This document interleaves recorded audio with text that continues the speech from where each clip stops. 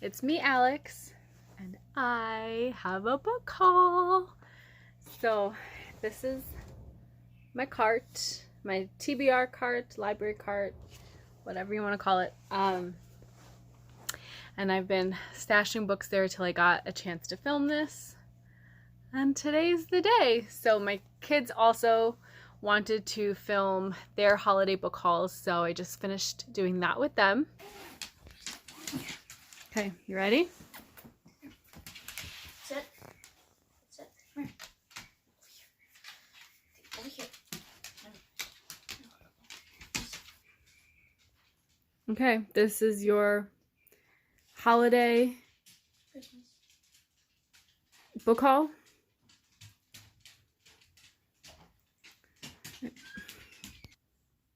Okay, first book. The Dragon Prince Book 2.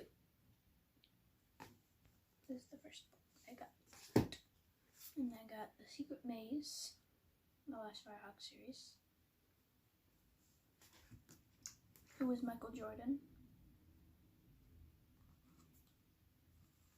She has a very big head. 117 Story Treehouse, but I have another collection behind me of the others. Tale Dark and Grim Book 3. So we have Book 2. And we read Book 1.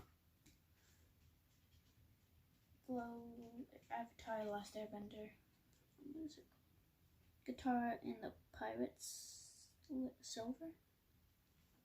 Pirate Silver. The same series, Team Avatar. You got Wings of Fire. Graphic novel, Book 5, The Bright Night. And then the last book I got was Smoke and Shadow, from the same other series.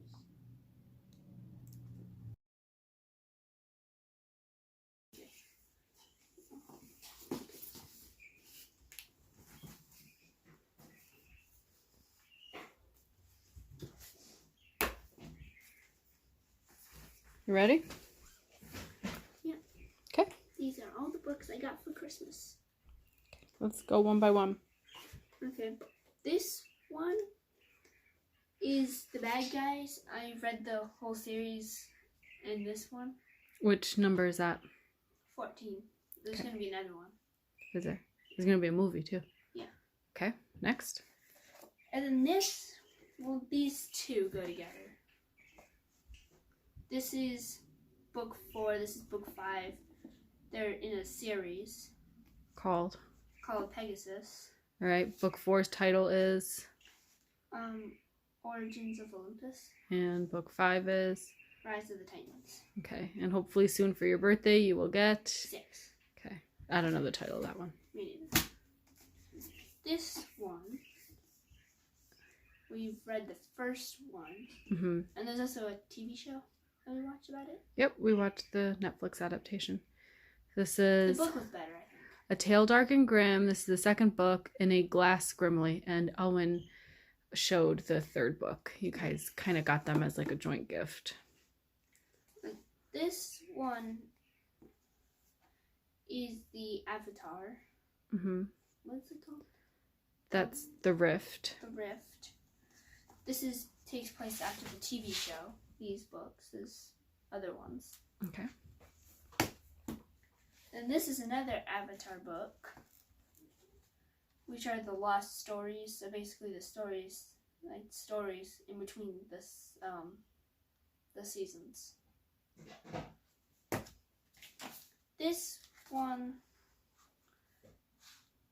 is I survived the attack of September 11th, 2000. What was it? 2001. 2001.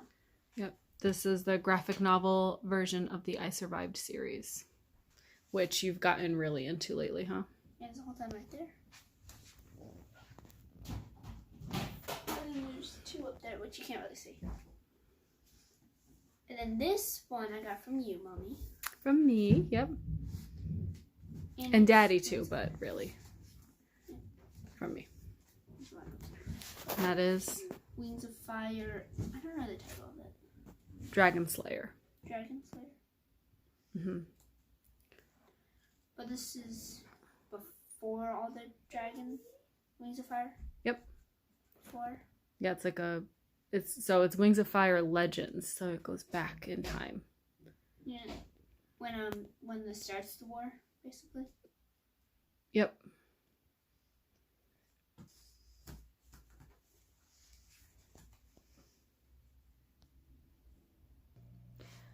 And now it's my turn. So I have books that I was gifted for Christmas by my husband and kids. Books I bought with gift cards. Books I ordered used from one from eBay, two from thriftbooks.com. And then I have a library haul. So I'm going to start with library books. Prophets by Robert Jones Jr. I started this one yesterday. It is the group read for the Queer for Lit book club hosted by Critical Gaze. It is an Instagram. Come here. Say hi. It is an Instagram book club in which we have a mid-month check-in in the chats, or, you know, if anyone has any pressing comments or opinions, you know, they just drop it in the group chat. And then at the end of the month, there's kind of like a wrap-up discussion. And I'm thinking there's also going to be a Zoom discussion option for those who want to participate in a Zoom chat. So I just started this one yesterday.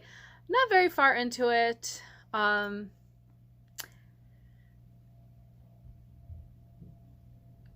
don't know yet. I don't instantly love it.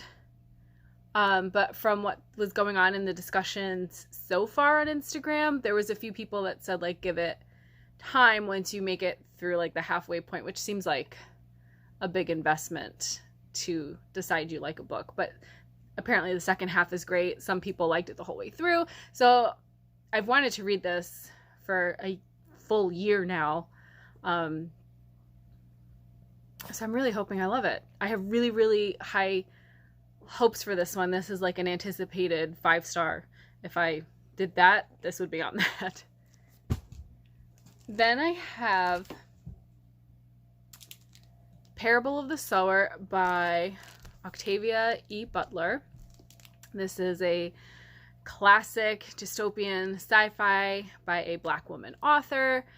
This is the January-February book for my so-called book club, which is a 90s themed book club hosted by Bert of PaStory Time. I have started this in the past. I believe at some point in 2020, I tried listening to the audiobook. And according to script, I got about 65% through and wasn't liking it. I gave up.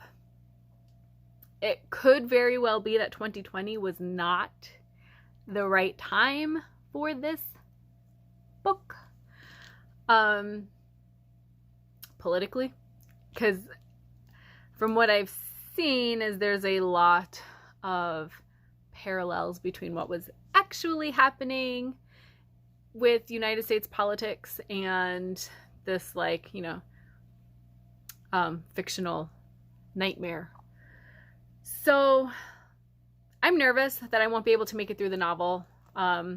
This is probably going to be a February read just because I have 2 other book clubs that I need to read for. So the Prophets that I showed you before, and then my in-person, like, local book club, although we'll be meeting on Zoom. We did for December, at least for this month, and then who knows, it'll depend on COVID and Omicron and positivity rates in the area. But for this month, it's Zoom, but I'm still going to refer to it as my in-person book club. But Hummingbird Salamander won the vote for that book club. So I'm nervous because this seems to be eco-fiction. This one has some eco-fiction elements.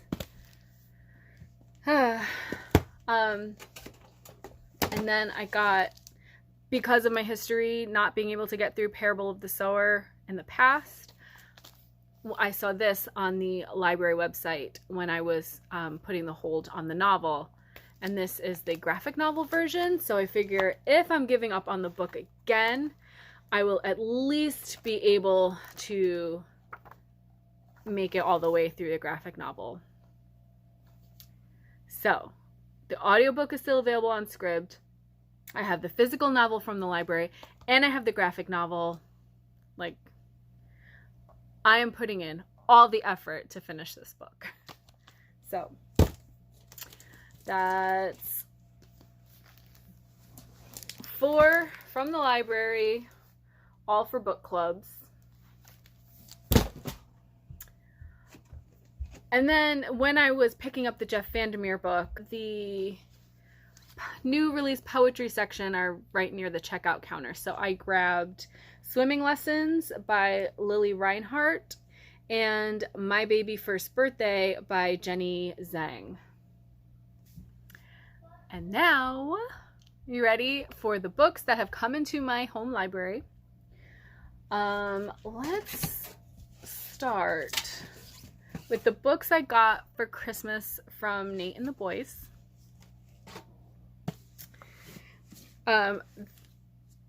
This one, if this was not under the tree, like, Christmas is going to be canceled. But they got it. They knew.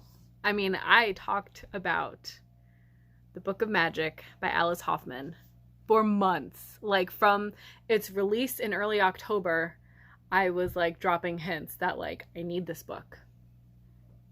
And I was making sure Nate was fully aware of what a good girl I was by not buying it in October and waiting for Christmas. So he got me this one. This is the last published book in the Practical Magic series by Alice Hoffman.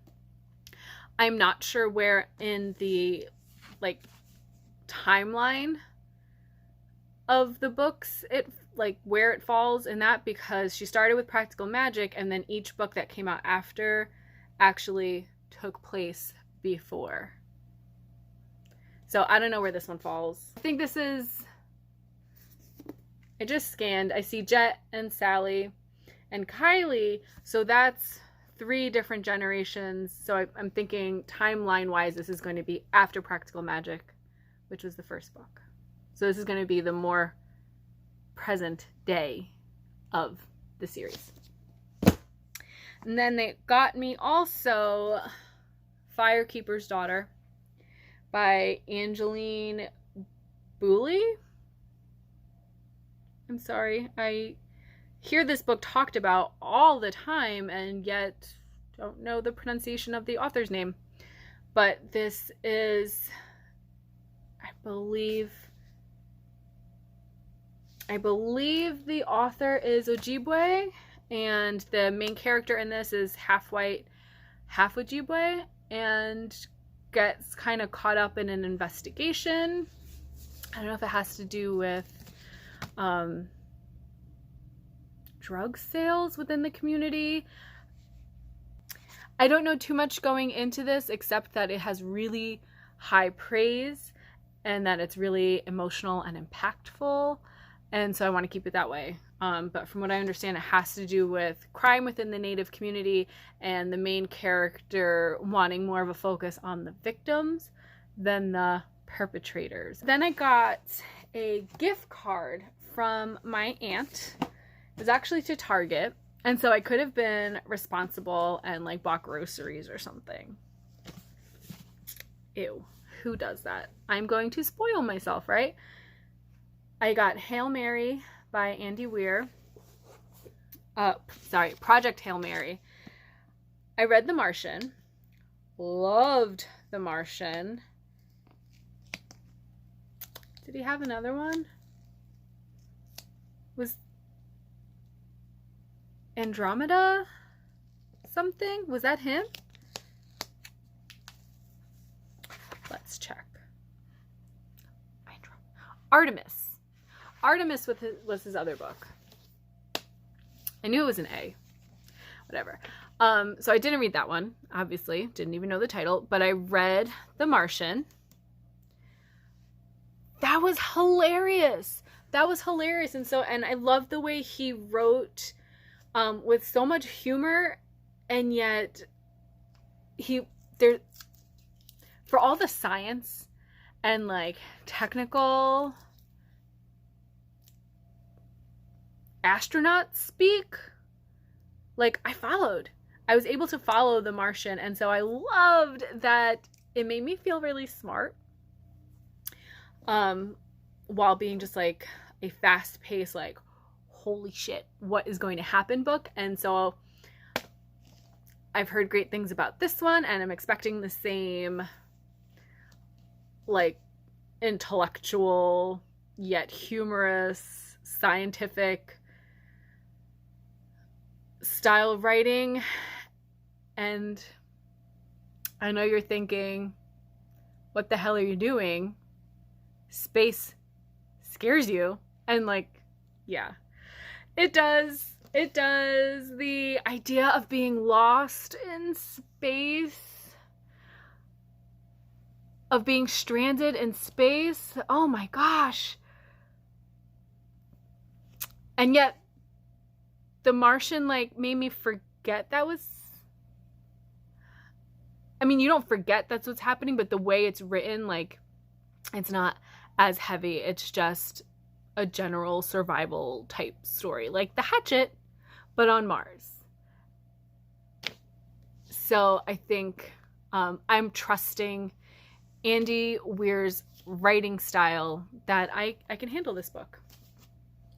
I think we're good. I'm really, really looking forward to this. I'm hoping it's hilarious. And then the other one I got with the Target gift card was Hamnet by Maggie O'Farrell. This is one I was sure I had no interest in. And I heard mostly praise for it. I think, Sean, you were meh about it, right? So I had really no interest in this book until I listened to the episode of the Overdue podcast in which they discuss this book. And they do spoilers and everything in their episodes, but that doesn't typically bother me. Like, I will read it anyway, just even if I know what's going to happen, I want to see how the author got there. So even listening to that hour-long podcast episode with spoilers, it made me want to read this. So I am not a Shakespeare fan.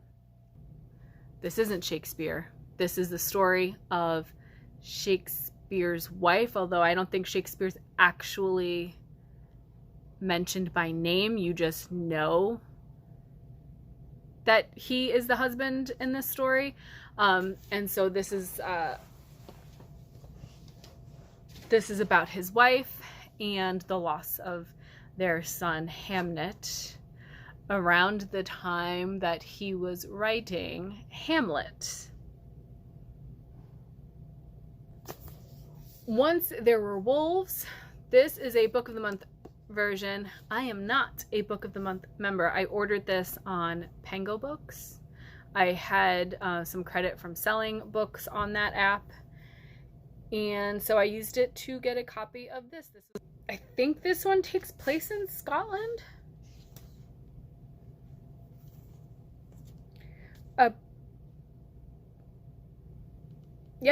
Yep, in Scotland.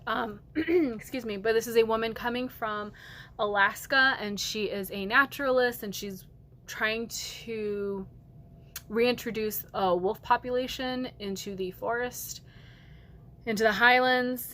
And there's a lot of pushback, and then some murders or mysterious deaths occur, and people want to blame the wolves. And so there's a mystery of like who actually is behind these deaths, who or what.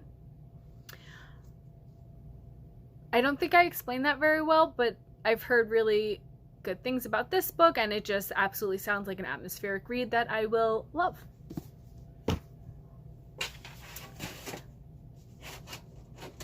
Then my mother and father-in-law got me a Barnes & Noble gift card. I had to get this one, The School for Good Mothers by Jessamine Chan. This sounds crazy.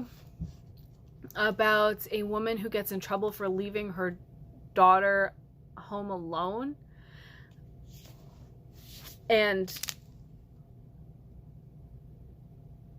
Or not picking her daughter up, or her, okay, let's see. Her daughter walks home alone from a playground, something like that.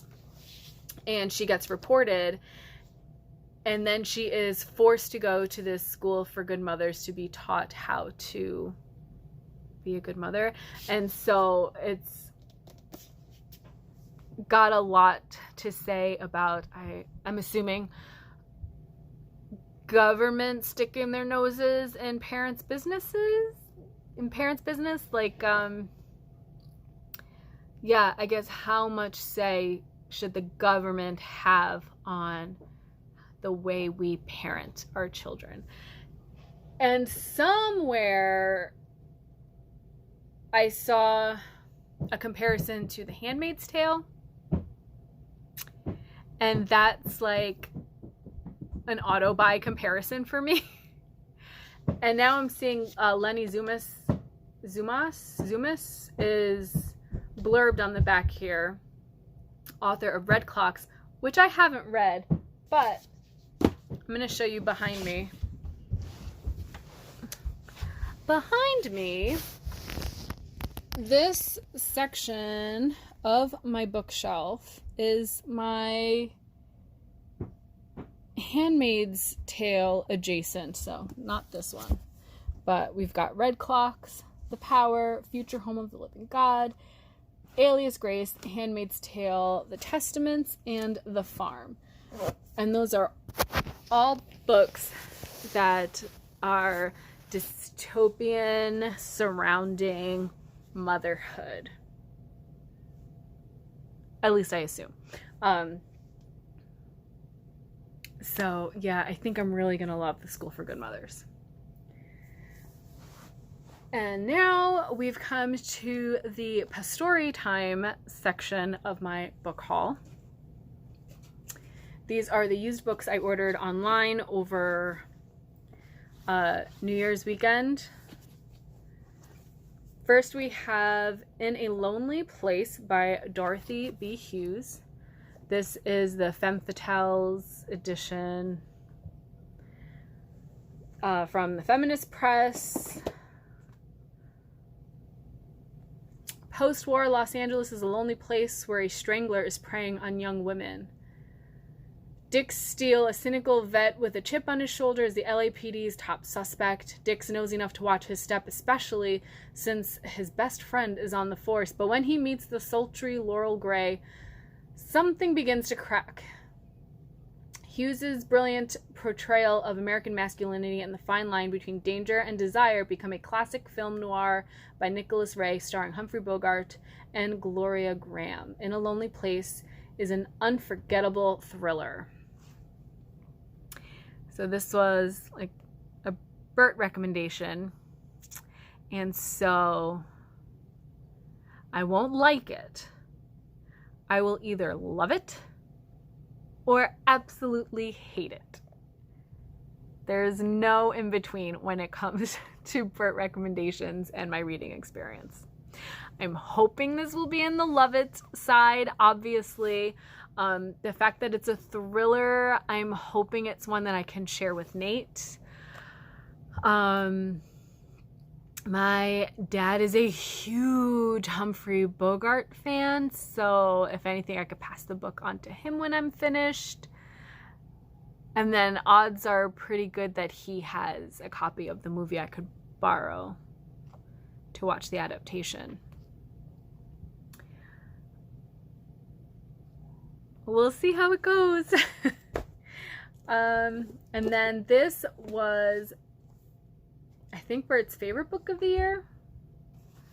I don't remember. But I found it on eBay. They Shoot Horses, Don't They? By Horace McCoy. And this has to do with a dance marathon. So if you watch the Gilmore Girls, you know in Stars Hollow they do this, where like the last couple standing wins. And I think this is actually the name of that episode.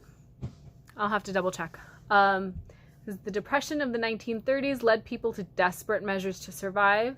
The marathon dance craze, which flourished at that time, seemed a simple way for people to earn extra money, dancing the hours away for cash.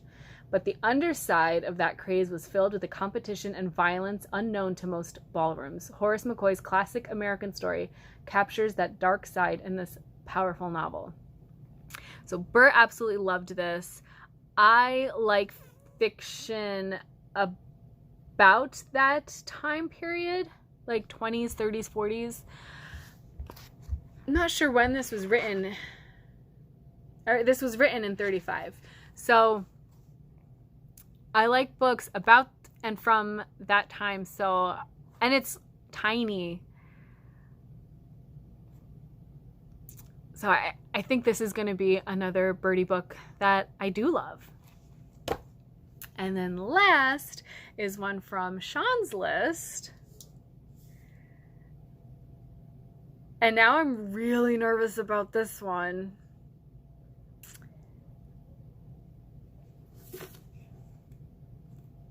Downdrift. What have I been saying I have to be careful with? Eco-fiction? Yeah. What did I buy? An eco-fiction? Okay. Okay. Sure.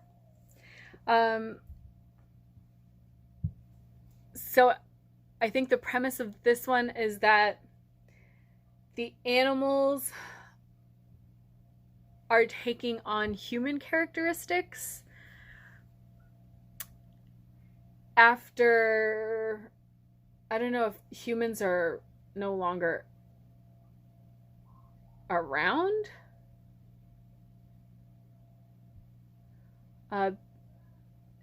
An intense work exploring the impact of ecological pressures on animals that are adopting human behaviors, withdrawal, and sometimes alarming results. The book follows a year of changes propelled by the travels of a house cat, Callie, and a lion who are inexplicably driven toward a rendezvous.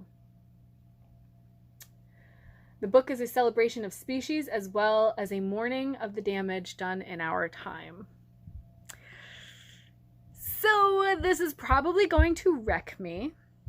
This is probably going to take me a long time to read, because I'm thinking it's going to be one I can do in small doses, depending on my mental state at any given time, which, yeah, can be all over the place. I think it's written with humor, if I picked up on that correctly from Sean. I'm hoping it's kind of out there enough that I can not really detach, because that's not the point. The point is to reflect on the state we're in. But yeah, so I'm hoping that this one is more like this one, The Council of Animals, which is a story that's about animals and them deciding what to do with this last kind of holdout of humans after an apocalyptic environmental event caused by humans. They call it the calamity. So after the calamities, the animals thought the humans had managed to do themselves in, but turns out a few are cowering in a makeshift village, and then the animals gather in a council to decide what to do about the humans, and there's like one side that wants to eat them, and then there's another side that wants to help them. And this is written kind of, not fairy tale, maybe fable, in that style where you're getting the message, but it's not too heavy. And so I'm hoping that's the case with this one. So that's my book haul. And there shouldn't be any more book hauls for a while. Hopefully not till maybe mid-year. May, June, Mother's Day, my birthday. Maybe about then I'll have done some damage to these books on my TBR shelf. Have gotten through a bunch where like I feel better about bringing more in, but I'm at a point that I should be good. It should be good. I'm going to try not to use the library so much other than for book club books. And we need to be reading off these shelves. So that's it for me. I can't even pick everything up. Should we try? Let's see. Okay. Ready? Not the library books. These are just the ones I bought. There you go. Cheese. All right. See you later, friends.